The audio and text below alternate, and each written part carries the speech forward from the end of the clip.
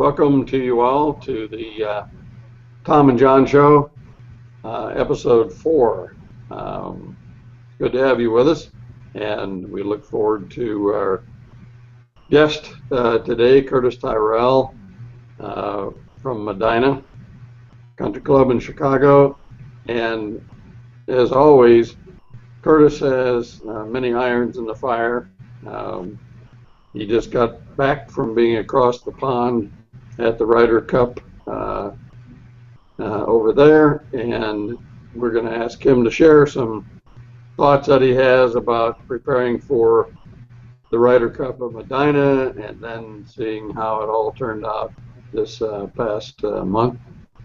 And we also have other things that we're going to discuss with Curtis and look forward to doing that.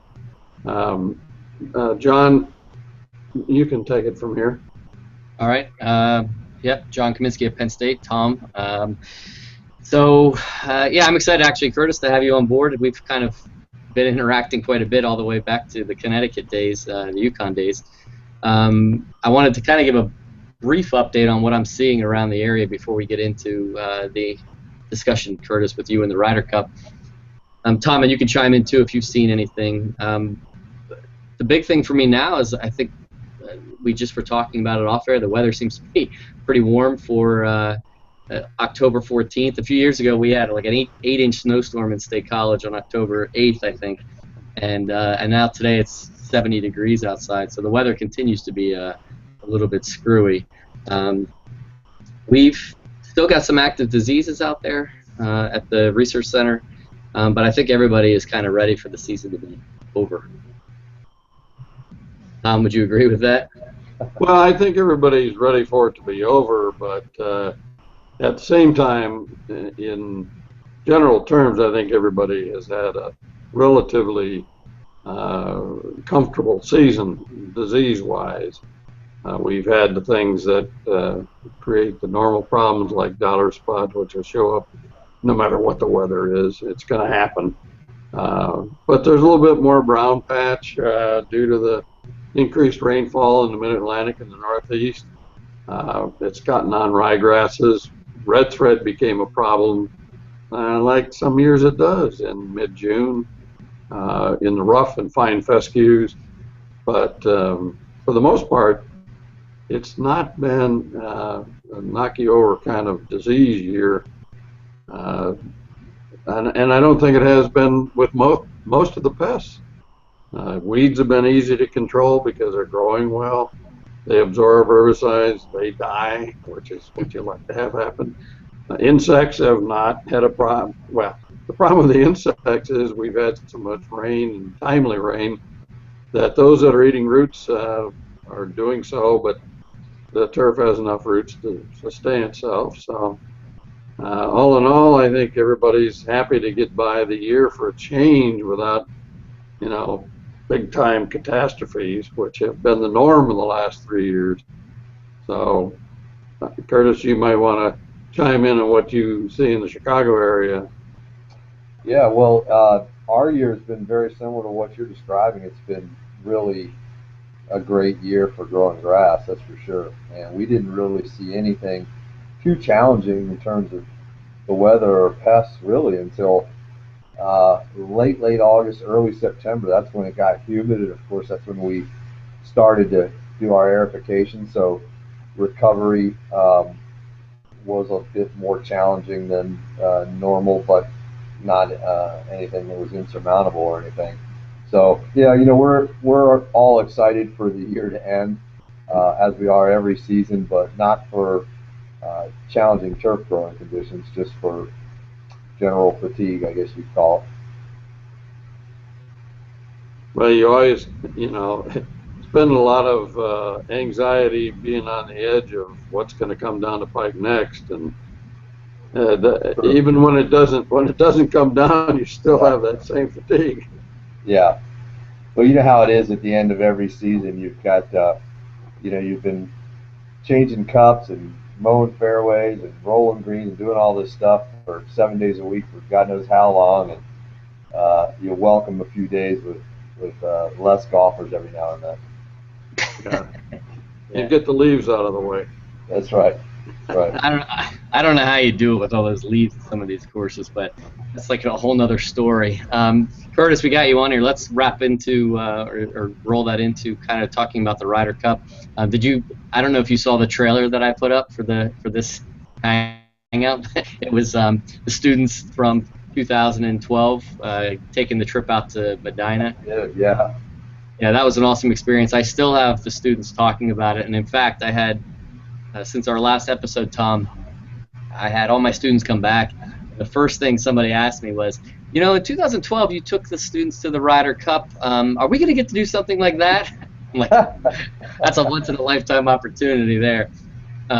So obviously you hosted the Ryder Cup, and you just went over to Gleneagles, and from a golf standpoint, the outcome was terrible for the U.S. in both cases. But talk about a turf standpoint.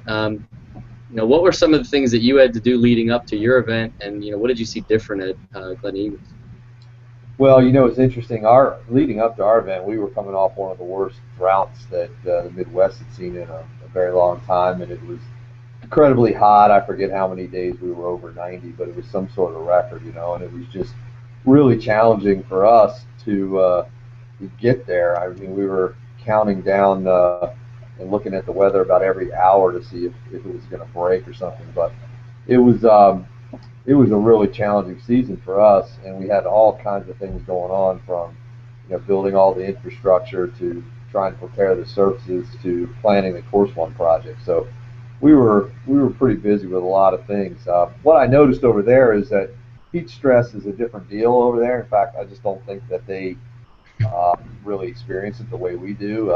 And it's funny when you talk to guys over there and you talk to them about POA dying, they don't really get it from a heat stress standpoint. They had their challenges, though. I mean, it was a huge venue. I don't know exactly how many acres of infrastructure they have, but it was very similar to Medinah, and it was spread out amongst a 1,000-acre estate. So it felt bigger than ours in the sense that you could see everything. It wasn't so closed in like Medinah is with all the trees and so forth. So it was. They had a lot of construction leading up to theirs. They didn't quite start theirs as soon as we did. They were about a month after ours, but it was very similar. And the golf course, being a Nicklaus golf course, originally Nicklaus, there's been some changes by David McClay Kidd and then Nicklaus again. It was a very American-style golf course cut through these Scottish hills, and the turf was primarily POA. There was some bent out there, some fescue mixed in, and these are on the main surfaces, and the roughs were all fescue grasses. But it felt and looked a lot like something you'd see over here, for sure.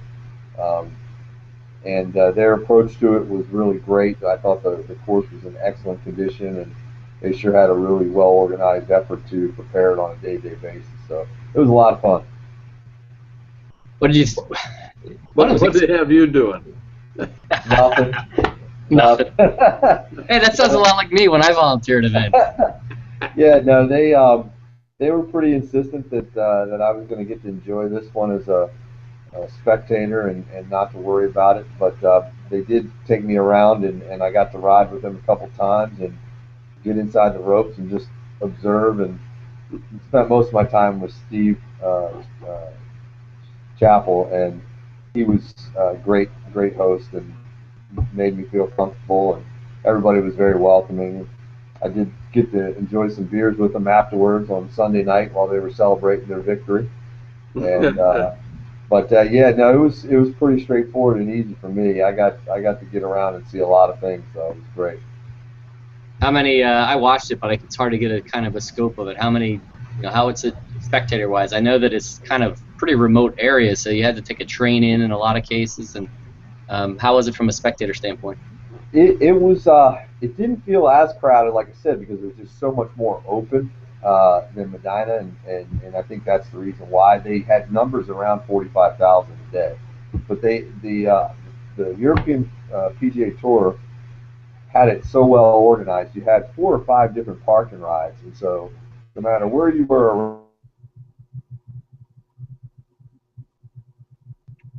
Is he frozen up? Yeah.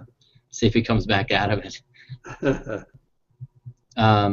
Yeah, Tom, I'll see if he gets in it or out of it. He might have to kind of go back out and click back on the link. Yeah.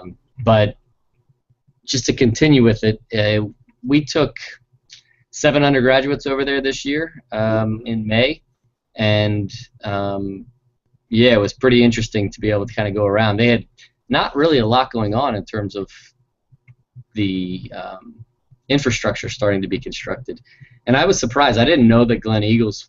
I didn't know anything about it going over there. I knew that Jack Nicklaus was a part of it, but I was surprised that they selected Gleneagles as a host for the Ryder Cup, because I don't think it's been back to Scotland in a long time, and it's a pretty Americanized type course. I mean, it's it really is. You know, Curtis alluded to the fact that it's really wide open, and I thought when they made that selection that it would favor the Americans, but what do I know? It didn't turn out that way because you know, our guys, well, they showed up, but they I think the tide has turned here for who knows how long with regard to young talent. I think the American Tour has a really bunch of good young players, but they tend to be not match play type players.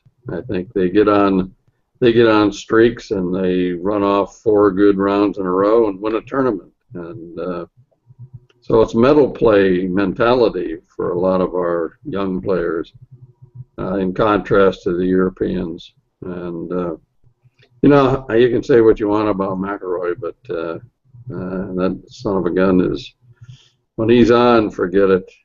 That's he's fun to watch. I mean, I don't think any of these young guys have the stigma as Tiger did in terms of like beating everybody, but Rory is playing as good or better than Tiger ever did in his prime. He's just, when he's on, he just tears it up. So yeah, he does.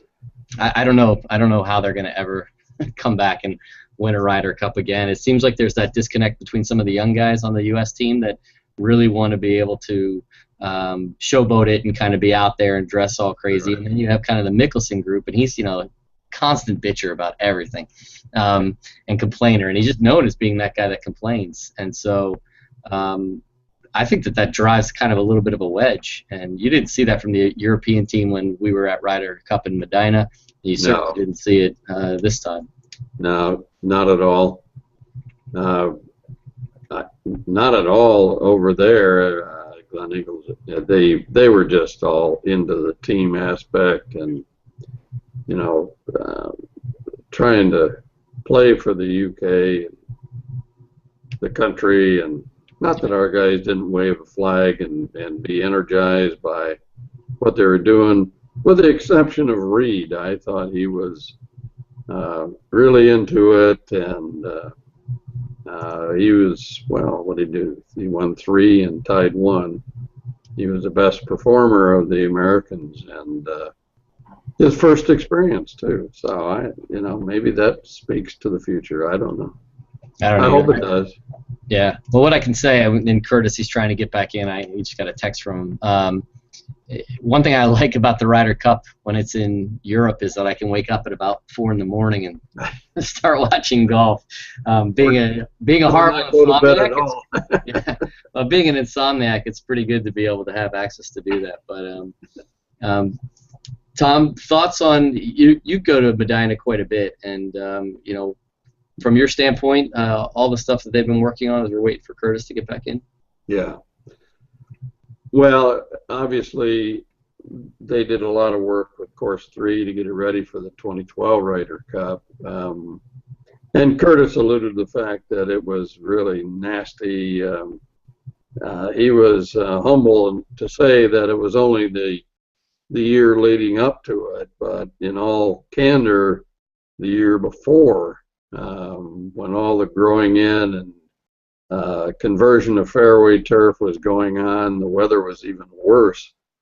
particularly with flooding and so forth, than it was in 2012. So he had a significant obstacle from an environmental pressure perspective to get by and get that course ready to go. And he had a great staff, and they worked hard and pulled it off. And he also said something about the fact that they were trying to get ready for, not growing in entirely, but also prepping for the construction of Course 1, which is now open. It opened in early June of this year. Entirely bent grass course. The membership loves the property, and that has now propelled them into the recognition that they need to do more with Course 2. So the beat goes on at Medinah for Curtis and his staff to move from one major project to another one, and they're doing a great job with it. Architecturally, it was well done with Course 1. Construction was really, really exceptional.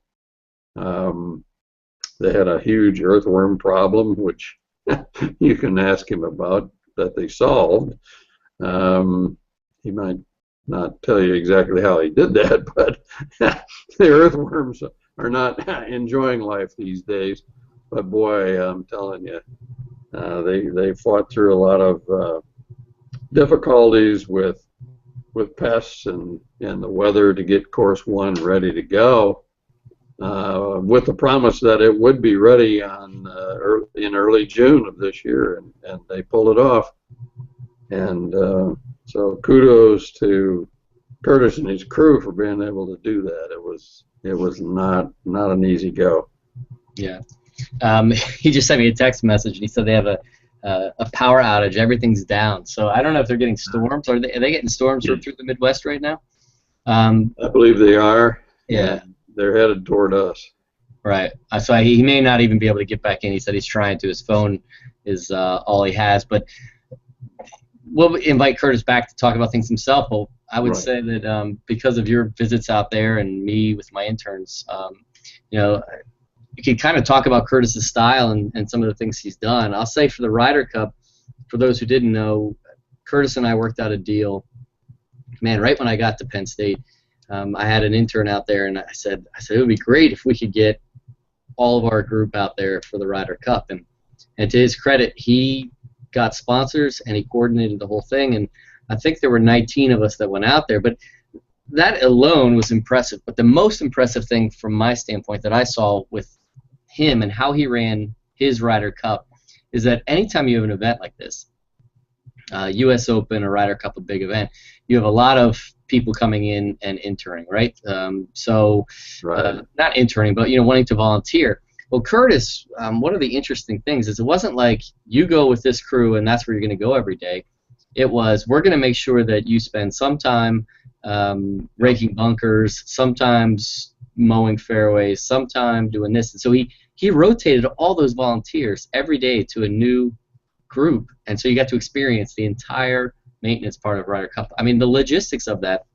I saw all his paperwork, and how Curtis is crazy with all his paperwork, but all of his paperwork, you saw all of that, and I was just like, man, to try and come up with that was such an added burden on top of having to deal with the event in itself. And so, to his credit, he really did want to make it a memorable event for all the people that volunteered, and I think that it was pretty well done.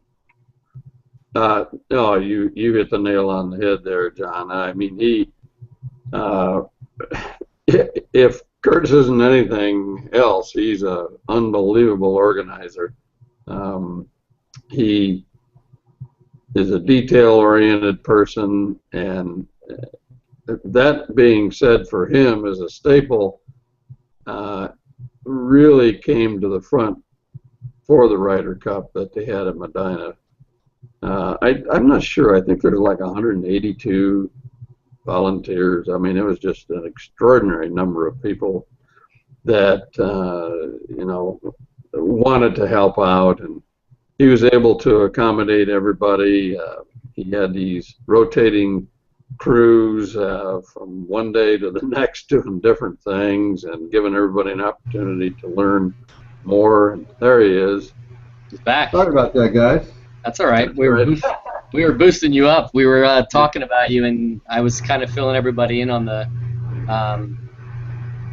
when my students came over and all the organization you did, and we were commenting on your ability to get all the volunteers involved in all the different areas. Like, you didn't just stick somebody on one job for the week. You actually rotated them around. We thought that was pretty great. Yeah, it was amazing because we had like 300 or some applications for volunteers for that thing. And I mean, from the moment I started my job here, people were asking if they could work that week, And so we just tried to come up with a system that would include everybody and show everybody all that we entailed. And we have such a big team that we could move people around and know that their leadership and or their management was going to be consistent, no matter where they were. So we were happy to do that. And the guys at Gleneagles, they did a similar team concept to their setup like we did. It wasn't they didn't have quite the numbers that we did, and not quite as many teams, but they did the same sort of thing where one leader managed a certain group and took them around all week and took care of their particular holes. So it was pretty cool to see them use what they had learned here a little bit over there in their own way. Yeah.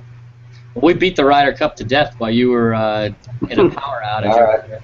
And why don't you tell us? Actually, it's a good transition because during the Ryder Cup, I think number one had a lot of cars on it, right? It was a parking lot in a lot of spots, and that was kind of in preparation that you were going to, as soon as the Ryder Cup rolled out, tell us about what happened next for you. Well, the very next morning, literally October 1st, we started our Course 1 project, and we had a bunch of trees taken down and a couple greens bulldozed, a couple tees bulldozed that afternoon. So we've been planning it since as early as 2010. And it's a pretty big project, $6.5 million project that included a lot of floodplain work, a lot of stream bank stabilization and various storm drainage components, as well as greens, tees, bunkers, fairways, everything. And we started the day after the Ryder Cup and got busy. And it took us the remainder of 12 and all of 13 to finish the work.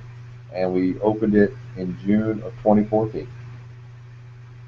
So was it a full bulldoze? What kind of? It was a full bulldoze. We rerouted 6 holes. The ones that weren't rerouted were completely redone, rototilled. Everything is changed. The holes in the same footprint may not be the same number it was before, but things are in different places, whether it be the green or the tees. And we took out 770 trees to make this all happen, which was a welcome thing. It took a lot of people by surprise when we did it. The place looked like a war zone there for the fall of 12, but it needed to be done, and the golf course is a much better growing environment for it.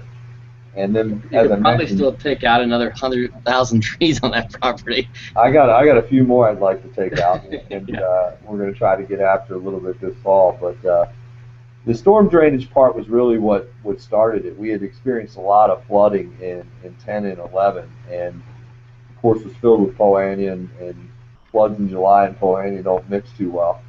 And it was became really right in the members' face in terms of how this course really needed to be upgraded and need to have some infrastructure taken care of. So that really spawned the whole project, and then we took it from there and went out and hired Tom Doak to do a new design and upgrade everything.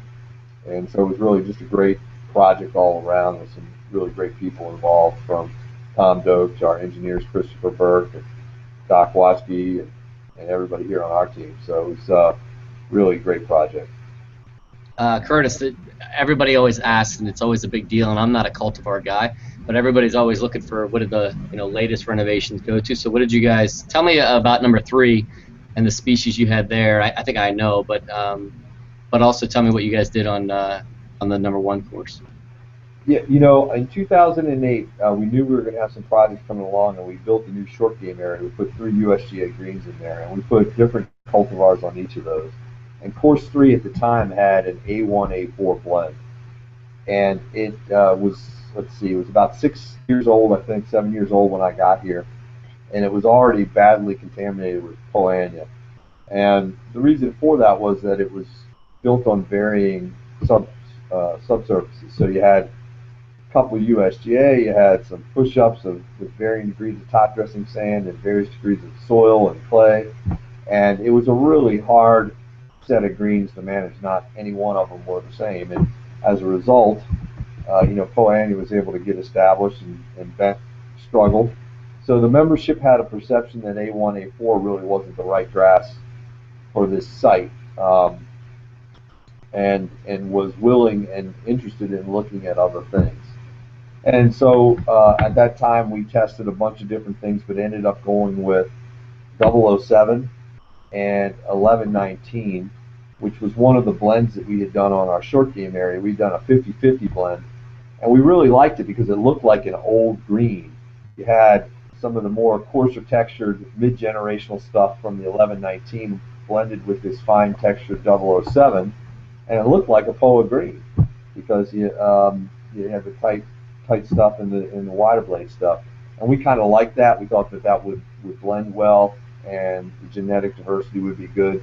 But yet we didn't want to totally turn our backs on how good the newer stuff was, so we changed our blend to a 70% 007, 30% 1119 blend, and that's what we put in on course 3, and we also did it on 1, and we plan to do it on course 2, which we hope to start a year from now.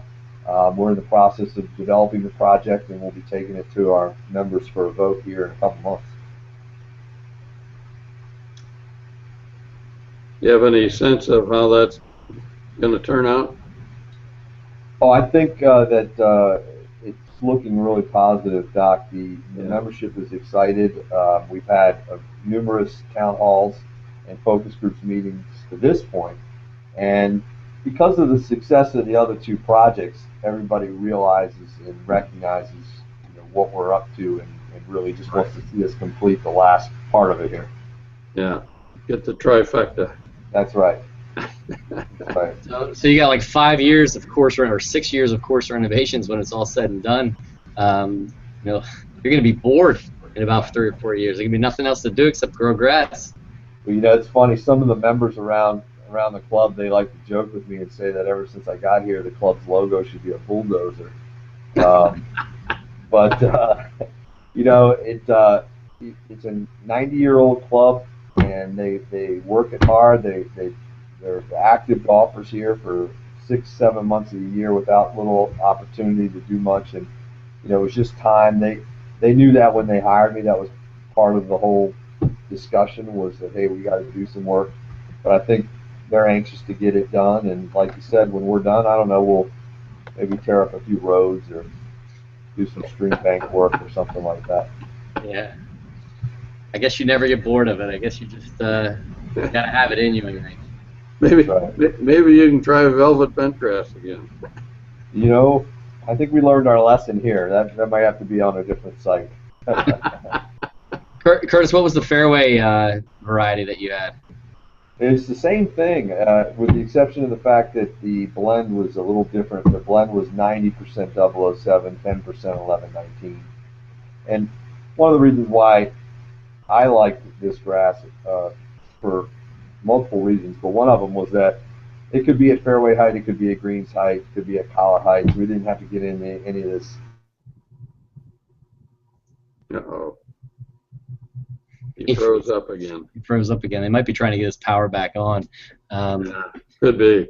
We'll see if he bounces back in. If he doesn't, then you know, I think we're at about a half hour. We can get him back in again and talk about it. I'd actually really like to have him talk about his internships, because for me that's right what I'm dealing with right now, and he just runs such a phenomenal program out there for all the students. And I think I've had a couple well, it was funny, Tom. I had somebody go out there every year from 09, 10, 11, and then 12 for the Ryder Cup. And as soon as the Ryder Cup came, and we took 19 students out there. I haven't sent an intern back, so I owe him somebody. But you know, he gets them involved in all kinds of aspects, and it's just an amazing thing that he can, you know, have 3 courses and now the renovations. And so I know he takes people from all over, but it's nice when I can get one of mine to go experience that with him. Yeah, he does. He gets them from Purdue and Iowa State and Minnesota and Penn State, obviously. And you know, it's an interesting experience for the interns because he makes them go for periods of time on all 3 courses. And not only are the golf courses different, although as renovations come along, they will get closer and closer to being the same, but he has individual superintendents at each one of those locations, and they all have a little bit different take or philosophy about how they have to manage what they're doing. And so there's interpersonal skills that they can learn as well as agronomic skills to further their education, and I think a lot of times that gets missed by students that don't go to a large complex, which is complicated and very dynamic in terms of what they can watch a guy like Curtis Tyrrell do day to day, and say, you know, where's Mr. Tyrrell? Well, he's at a meeting at the clubhouse. Right. You hear that a lot, actually. Yeah, they hear that a lot. And, you know, they got to understand if they're going to strive to be at that level, that's what it ends up being. Yeah. Well, I just got a text from Curtis. He said the entire clubhouse is down, so he will not be joining us back in here. He probably not only has to deal with not having electricity himself, but he's probably scrambling around the clubhouse to get things done. But I'll wrap up my end just to say that you know, he's a phenomenal superintendent, both from just agronomics, but also just from, you know, organization and management. And so if any student catches wind of this or watches it, it's definitely high on my list of internship locations, you know, if not at the top. Yeah, I would echo that entirely, John. A lot can be learned from interpersonal skills to management to just downright day-to-day planning, and how important it is to make sure that an operation that's complicated and complex is still efficient. And at the end of the day, when you go to the clubhouse for a meeting and they're talking about money and expenses, the bottom line is efficiency. So, yeah, I think that the only other person I know that's as efficient is Sean Emerson out at Desert Mountain, and I think that Curtis and Sean have worked together. So maybe that's where he picked some of it up. Oh, there's no question he did. We should we'll have Sean too. Yeah, we should definitely do that. All right, I think that we're at a half hour, and with Curtis not being able to come back in, we don't need to sit and listen to each other talk. You're about 3 miles from me. I can just go see you and have a beer if I want. There we go. All right. Thanks for joining us, everybody, and see you next time around.